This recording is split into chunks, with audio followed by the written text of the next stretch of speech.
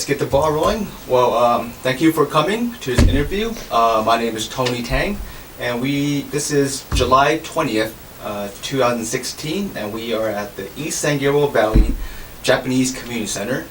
And the purpose of this interview is to preserve the story of Japanese pioneers who lived in San Gabriel Valley prior to and post World War II. And through this project, we hope to gather personal stories of our elders so that the younger generation may know the Japanese-American experience. Okay, so let's get on started. We'll start with family as well as migration and settlement. So please state your full name and spell out your full name, please. My first name is Ted, which is adopted, so to speak. Japanese name is Sakio, which means to blossom like a flower. Hashimoto, that's a very prominent name, means foundation of a bridge. Would you mind spelling out your middle and last name, please? Sakio. Sakio Hashimoto, Hashimoto. When and where were you born? I was born in 1921 in San Gabriel, California, a block from the San Gabriel Mission. Please tell me the full name of your parents. My father's name was, as near as I know, Koichi Hashimoto. And my mother's name was, it's kind of, what was her name?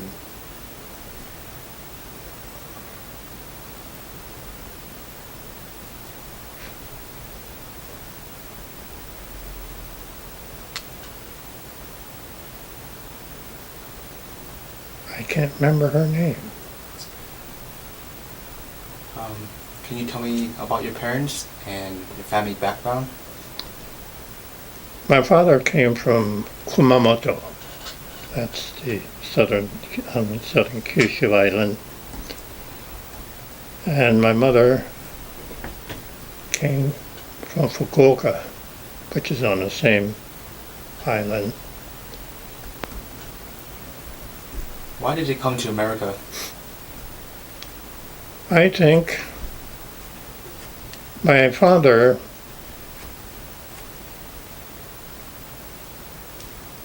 was, I understand, was the youngest member of the family. And in tradition, in Japan or in most countries, it's the elder or the oldest person, particularly the male, would probably inherit the family farm, home, or whatever. Maybe that was it. Maybe he was more adventurous. I don't know.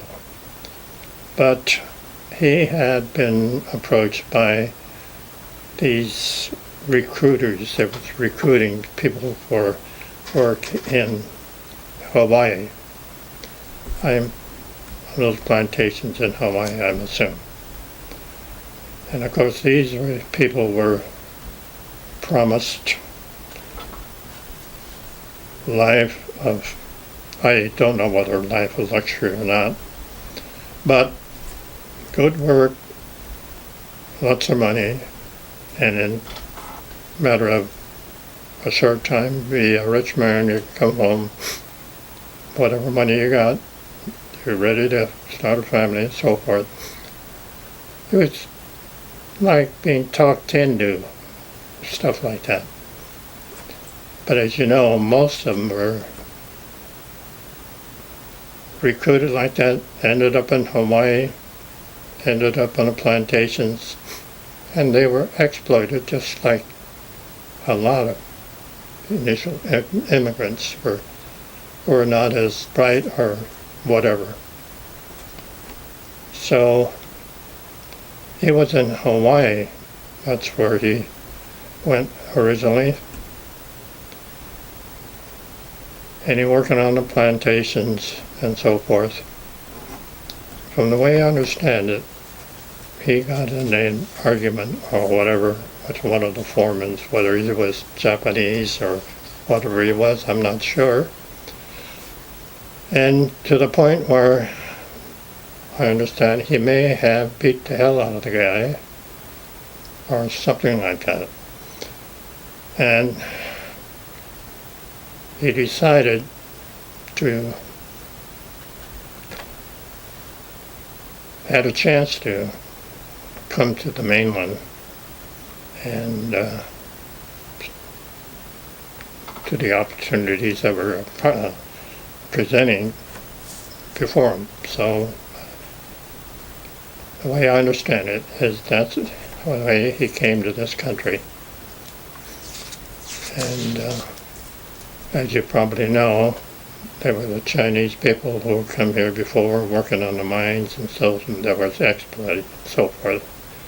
But anyway, he came and he was working on the railroads. And in the railroads, he traveled around, road crews and so forth. And as he traveled around, he noticed all the open land that he saw for miles around, just contrary to what he found in Japan. Japan being a crowded old place and very little land and so forth. So, as he traveled around, and he got, whether he got older or what, but he felt that he was getting older. And so he decided that he will quit and try to find a job where he could stay close to home. And so he decided to try to buy some land in California. Of course, in those days, that was pretty much as possible, but he ended up with another man, the way I understand, in the hills of Puente. They call it La Puente now, but it was all mountainish, and the worst kind of land for farming, and that's how he started farming. He and this other man, they both worked together. Eventually they figured, well, once we get this thing settled, we would find a homestead of some kind and send for a wife. It's pretty much a story. So, in those days, I guess they had them, they called them, what is it? Picture brides, or ask some ladies that were wanting to take a adventurous lady with a lad to come, had brains enough or maybe dumb enough to go to a strange country, to a strange land, to meet the prospective. Boom. No. Whether that was the way or not, I'm not sure, but that's pretty much just the story of how they met. Now, when we were kids, especially I was kids, we pretty much didn't talk about families and so forth, so there was very little I knew about since I was about in the middle. I have a brother who's 7 years older than I, 2 sisters older than I, and 2 sisters younger than myself. So the way I understand it is he sent for a bride and she came through Seattle. Where did your parents live when they got together? They lived in a place called, I guess you call it La Puente now, just outside of, just east of LA or whichever. What was their financial resources like when they met, when they got together? I would imagine that he had a little bit more money than the next guy. The bachelors who came to this country in those days, they worked their butt off. They had no place to spend their money other than drinking or having women. And my dad's project, and the purpose of them coming was to come to this country, make money, and go back to the homeland. Well, they found that this was pretty much impossible, especially if you were like the average one who would drink, gamble, and so forth. My dad was not one of them. So eventually he did send for a bride. Now whether they were married before she came or not, I don't know. It could be because I don't have any pictures of their wedding, or I never seen them. All this information comes from my brother, who was 8 years older than me. How long did they stay in their first home? I would guess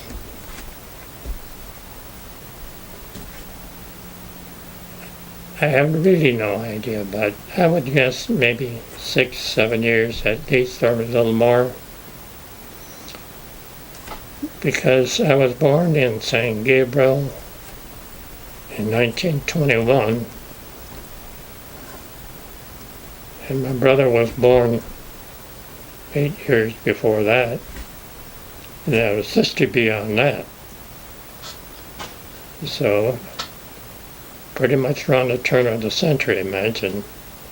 And when he stopped to find a homestead, I really don't know. Did you have any other relatives that you kept in contact with growing up? Relative to me or our family, you mean? Your family. Near as I know, we were the only one. We had no cousins or uncles or anything. Did your parents ever tell you any stories about earlier ancestors? About whom you've never knew? Very little. Usually, we didn't really communicate. We were told to do whatever we did. And I, being in the middle, my brother and my oldest sister, like in the oldest one was my sister. From what I understand, by the time she became 16, she was not, whether she was forced or not, to quit school to work on the farm. What was your siblings like? And who were you closest to? I'm sorry, what was the question? Can you describe your siblings and who were you closest to? I was closest to my, excuse me, my oldest sister. Her name was Sadako. She was about 8, maybe 9 years older than I. Can you describe what your sister was like? She was a very caring and, to me, loving.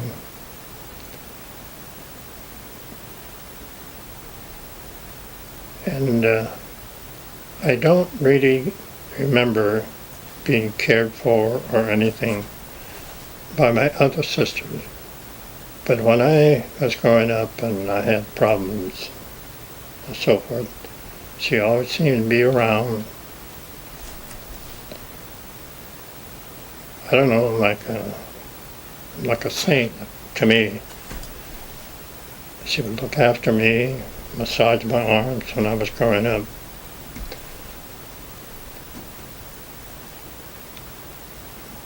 But I always saw her as working out in the field. And she was always working. How many children were in your family? There were 6 children. There were 2 that died right around I guess, when they were infants. And maybe one of them was a year or 2 old. And that was way back, right, that area when they had worldwide, that's illness that was worldwide.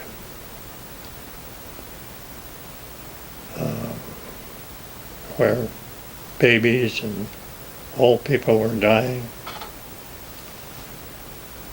I forgot what they call that, or I can't think of it.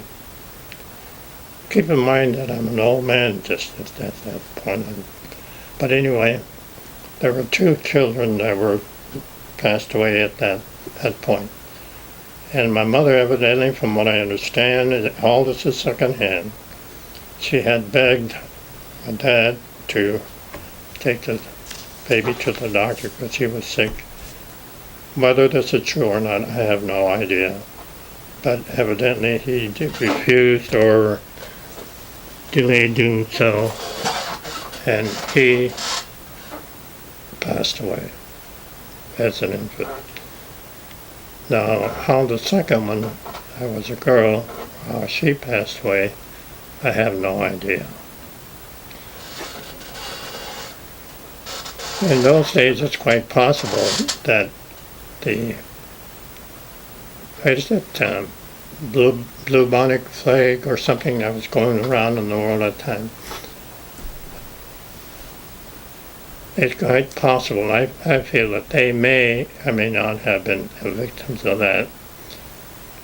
Plus the fact that medical facilities and so forth probably was not readily available to these immigrants. So there's a gap between 2 of the older ones and my sister. Evidently these 2 children were the ones that passed away in between.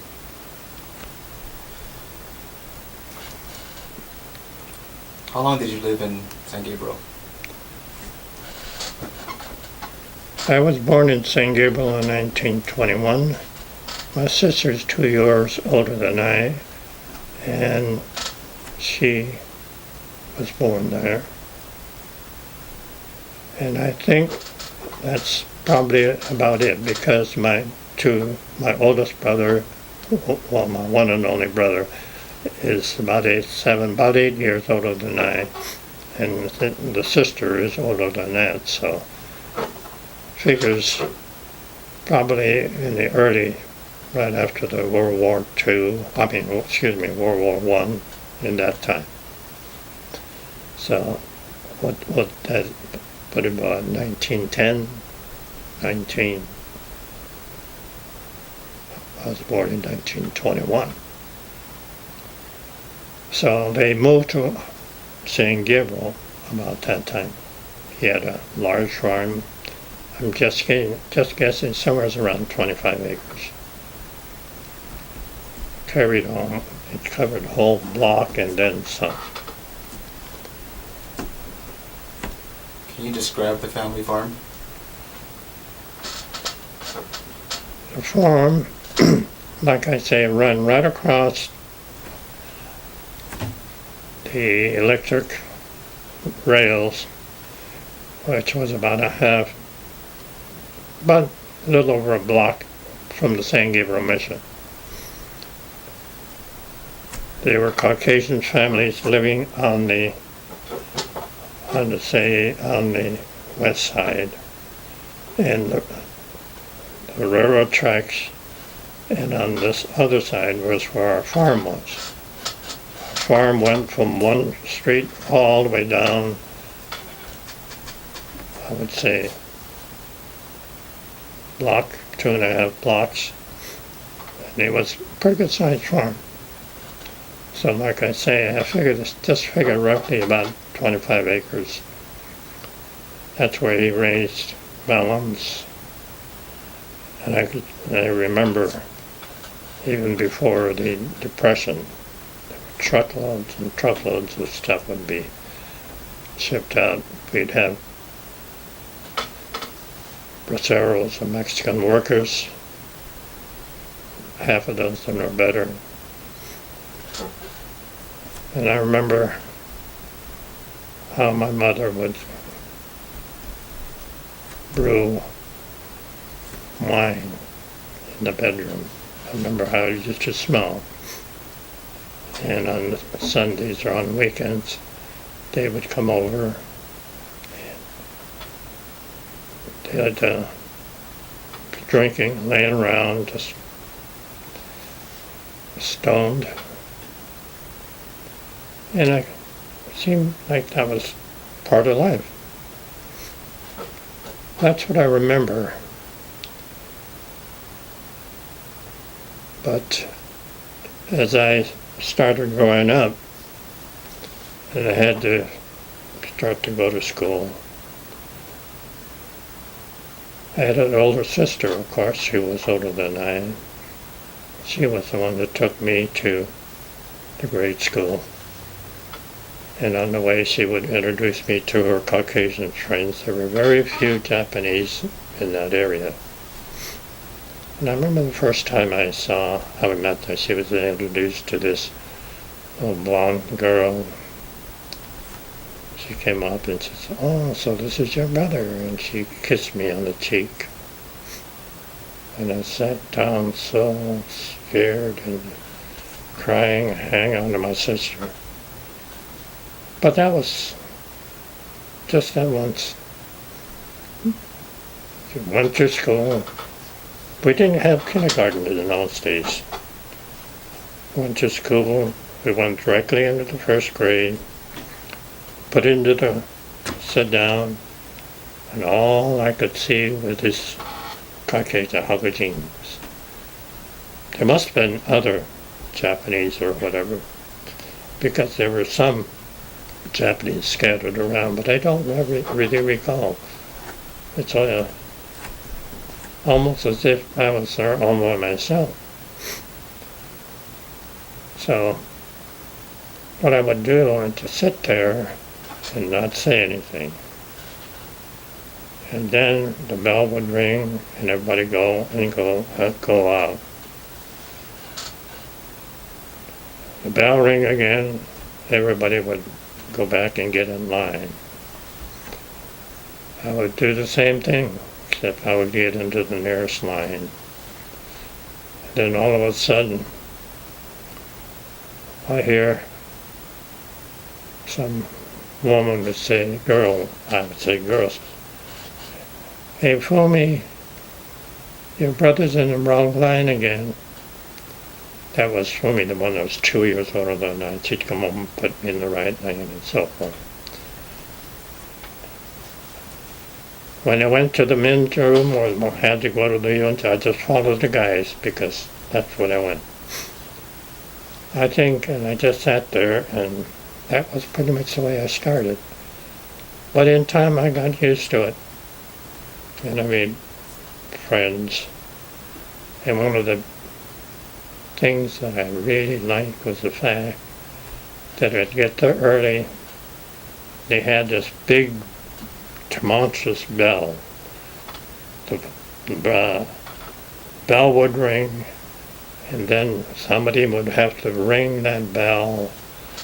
And I made a point to go there early, so when I heard that thing, I would be the first one there and pull that thing and gong, gong, gong. That was one of my first, my ambition. What was the name of the school? George Washington Grammar School. That was in San Gabriel? That was in San Gabriel. walking distance. Do you remember any street names around that school? No.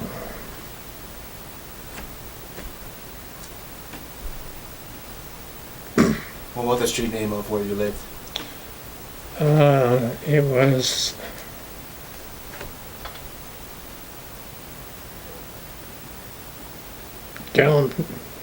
was it Del Mar? Del Mar was the street that was on one side. That was about a half mile away. The other one was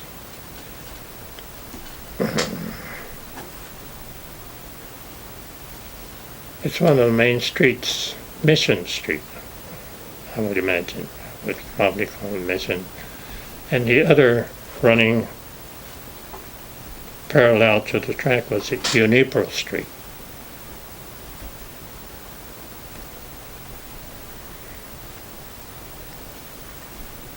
Can you describe your friends in school? I only had Caucasian friends when I was at school. Just one or two guys. And I got to the point where they were playing. Teachers were nice. Every so often after school,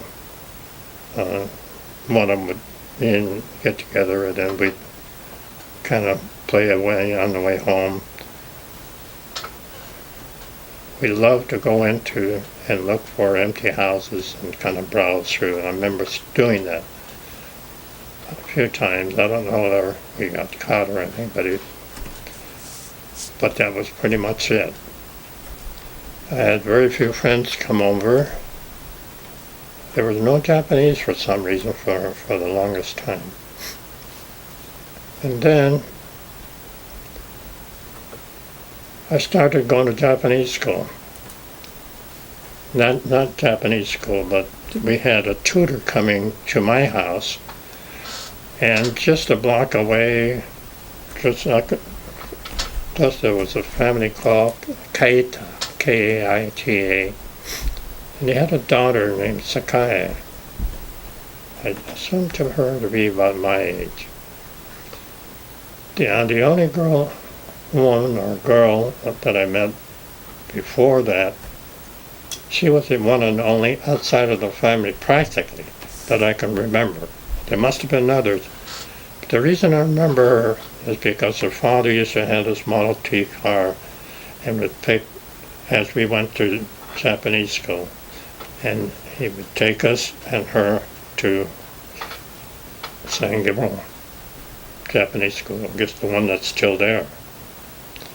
That was on the weekends. Where was the school located at? It's located at the same place. I really don't know. I can't remember the streets. But I wouldn't be a bit surprised it's right off of Mission Street. But where it is pretty much the same. And what was the name of the school? They call it San Gabriel Japanese School, as near as I understand. I got to learn to hate it because there were bullies there, and each time I'd go, they would kind of come over and pick on me, and I didn't know what they were doing. They just kind of pushed me to let's find out that if I just sat down and cried, they'd just call me Nakabeso and just Nakabeso, and then leave me alone, and I'd be okay for the day. Can you explain what that means? Huh? What does that mean? Nakabeso means crybaby. Now, my brother was into judo. He was always strong. I always saw him as the big brother, strong, I can do this. He maybe was in judo, and I always wanted to go into judo, but my father would not allow me since I was always sick. That was my problem. I was allergic to everything. So I was never allowed to join in these sports, anything.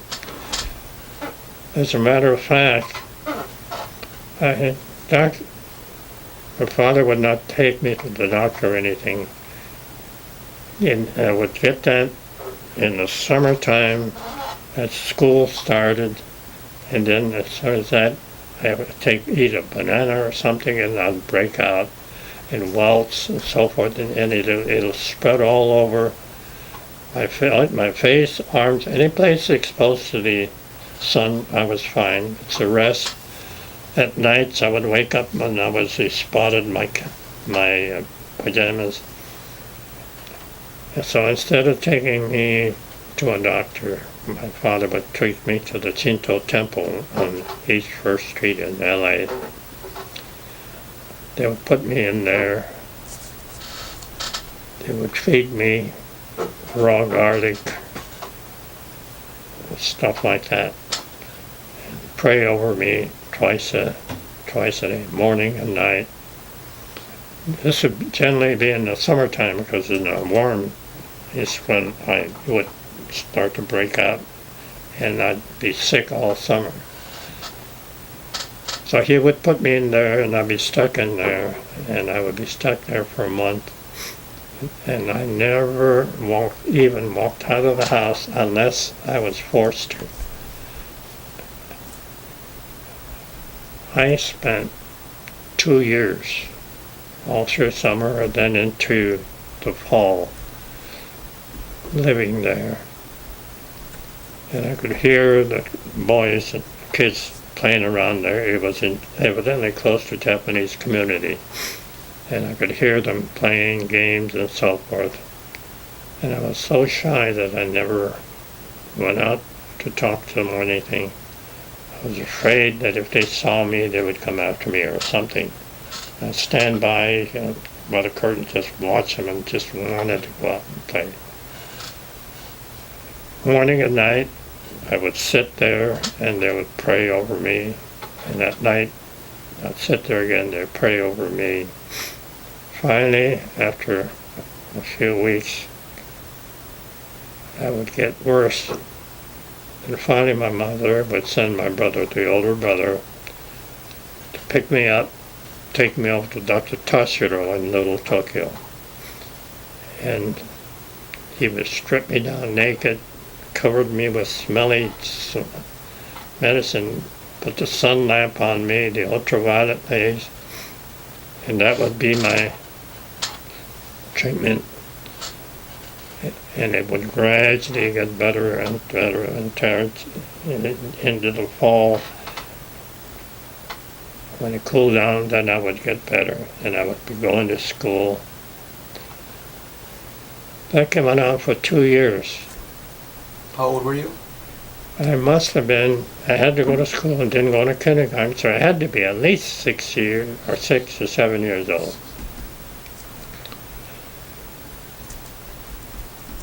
As a matter of fact, I missed so much school, I was 2 years behind by the time I was old enough to go back to school full time.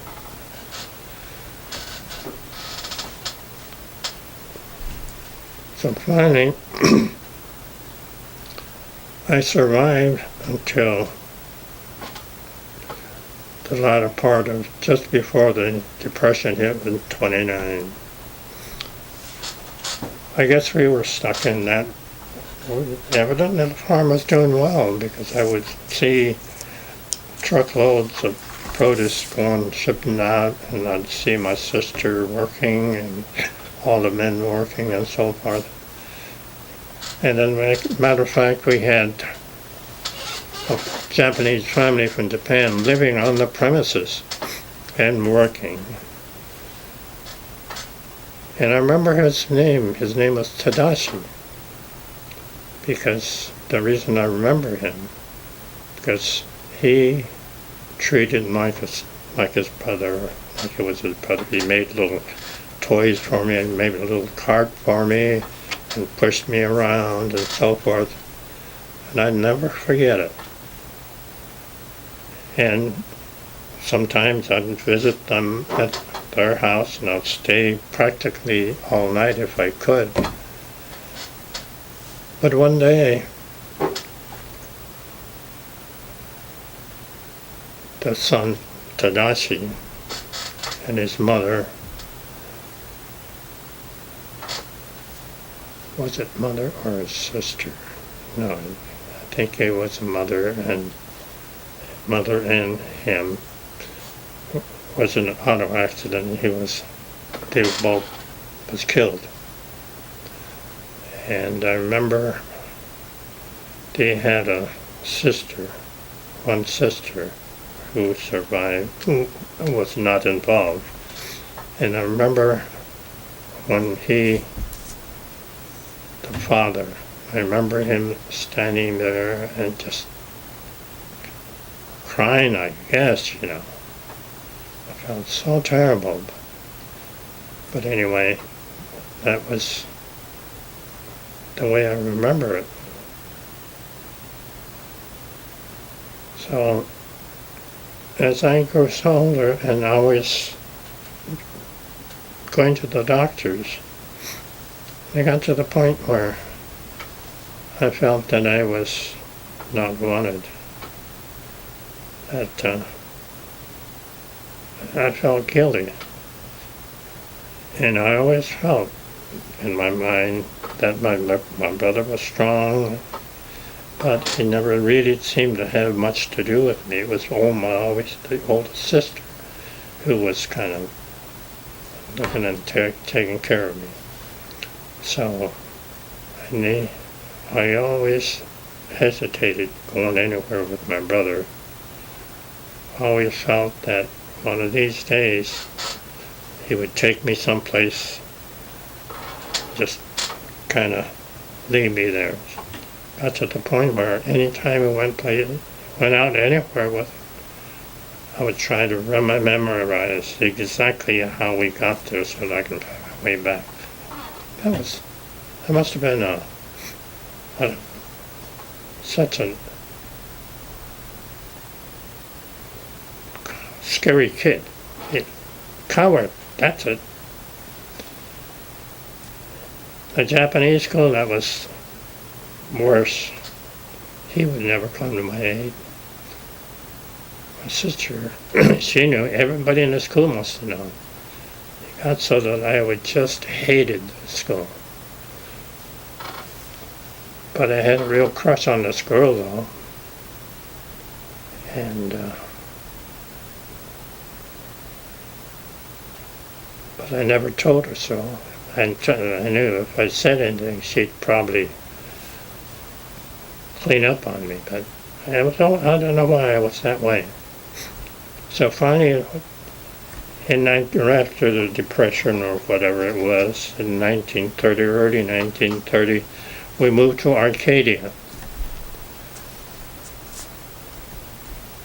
Opened more families, and of all things, there's a lot of boys and kids my age.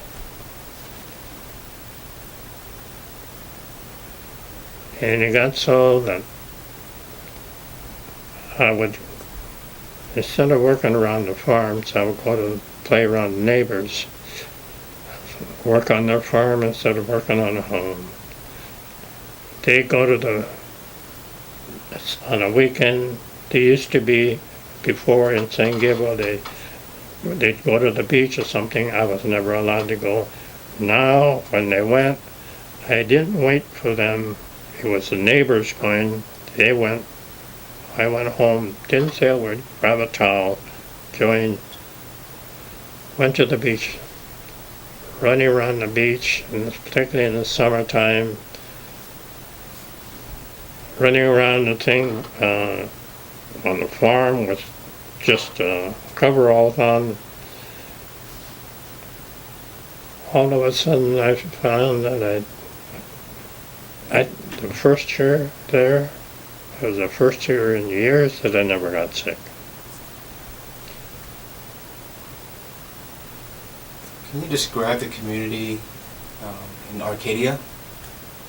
What street you lived on? It used to be, well, that, I guess, I don't know what they called it or not.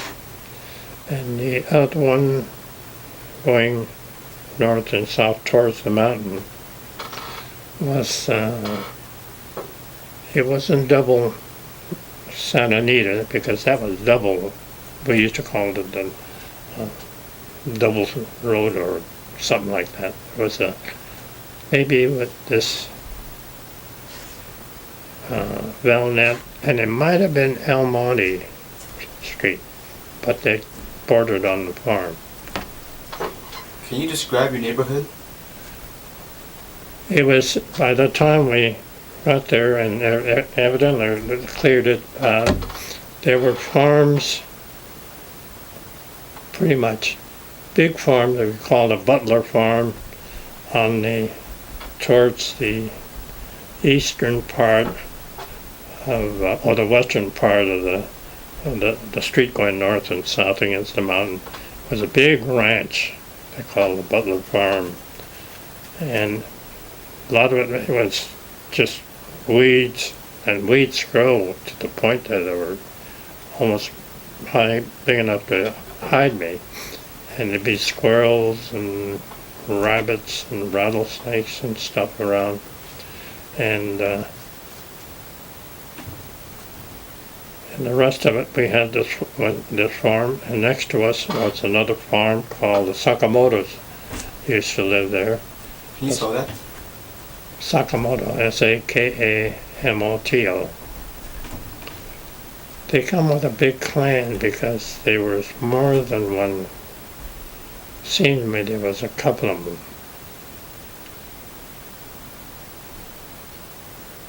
And there was another one called Shimamura or something like that, which I never really had anything much to do with.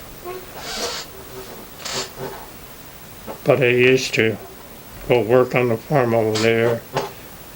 If Dad tried to get me to do some work, I'd get piddling a little something, then I'd wander over and I'd work over there, to the point where Dad used to have quite a problem with me.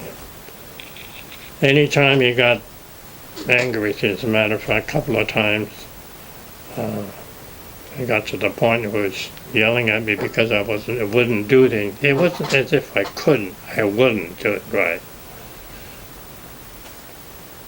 I think I was probably rebelling against and blaming him for mistreating Mother or something. It's something like that got stuck in my mind. I don't know, but I think it was pretty much true, because in the long run I find that they had quite a very bad relationship. My sister, Sadako, was the oldest one. Anytime there was any violence on my father's part, she was always there to protect my mother. So one day, another niece from around Monrovia, which was probably the little next town, he was dating. I remember they used to go together. Then I noticed that my sister Marge, who was just older than I, 2 years older than I didn't know it at that time, but she was, my father insisted that she goes along as a what do you call those people, and make sure that you don't do the wrong things. Well, anyway, so they would go out chaperone, I guess you'd call it. So if they went any place, she went along, and if they wanted ice cream, and she was there to get ice cream and with that. I didn't really know that was going on, but later on I found out that from my sister Marge herself. She used to tell me that. So one day I remember that he came in and talked to Father. That was the parents' room was here. In between was a little room, like a parlor. They had sofas are sitting, and there's a bedroom over here. And I remember seeing this man go in there, and I could hear them talking. And my sister and I listened, just wondering what's going on. I guess what he was doing was he had asked for my oldest sister's hand, who was Sadako, who was the oldest one. As a matter of fact, I remember her as being tall. She had breasts, and I picture her as a very attractive lady. I don't know why. She was tall, very, very pale, not like the average Nisei, a little more tan, white-skinned and so forth. But anyway, they were talking, and my sister and I would wonder what's going on. All of a sudden, he come bursting out in tears. He goes out the front door, and it's gone. And at that point, I didn't know what was going on. But much later, I asked Marge, well, she was close to it because she was going with them as under father's order in their dates. Well, my sister evidently was in the kitchen and the whole thing, and when my father said no, evidently she was just heartbroken from what I understand. It wasn't very long afterwards that there was a Kibe man, a little older than a few years older than my sister. And evidently he had selected him to be her husband. He was Kibe, Japanese, I suppose came from a good family, I don't know. But anyway,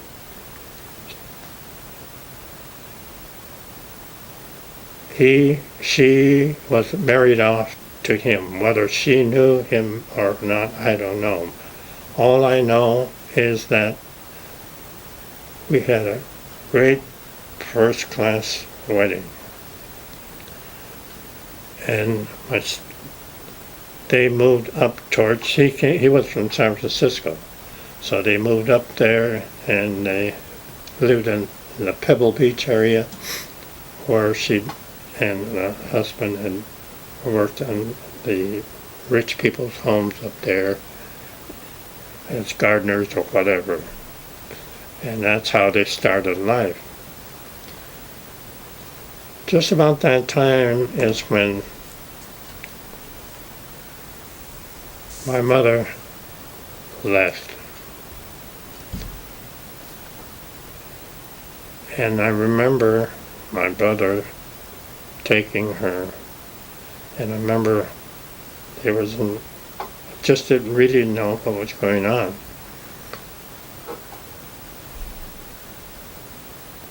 But my mother had a little bundle of clothes or something, and my brother had took her to go and just went out the door.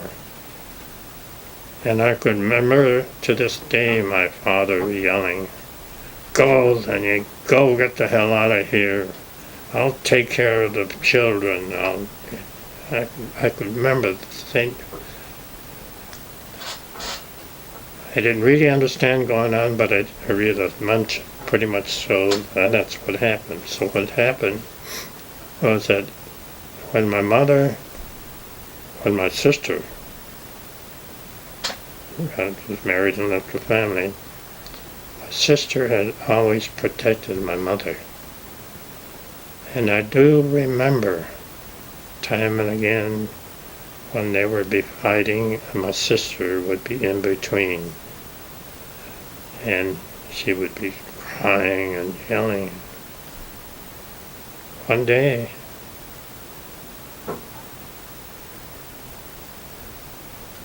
I saw, we have horses, so we had this little corral. And my sister, who was another kid, I have a sister who was 2 younger than I, and another one's 5 years younger than I. And she and I were on our way to school, and I remember we were going to school, and my father had my mother pinned against the wall with a pitchfork. And my mother and my sister in there just crying and begging him to stop. That was when my younger sister and I, we watched this thing, and we knew we had to go to school, so we just walked off and went to school. We had no idea who would be home or whatever, or what would happen. But anyway, when I think it's she got married, my brother, I guess they got together and said that my mother had to be taken out so that's when she left us to save life. That's the way I had it figured out when I was a kid. All right. Well, we've reached the 30-minute point, so we're gonna take a break right now. Right. Does that sound good? All right. So I'm just gonna turn this off. Okay, I'll have a cocktail. No, I don't There's some drink. water. Hey, where's the stop button here? Oh, here it is.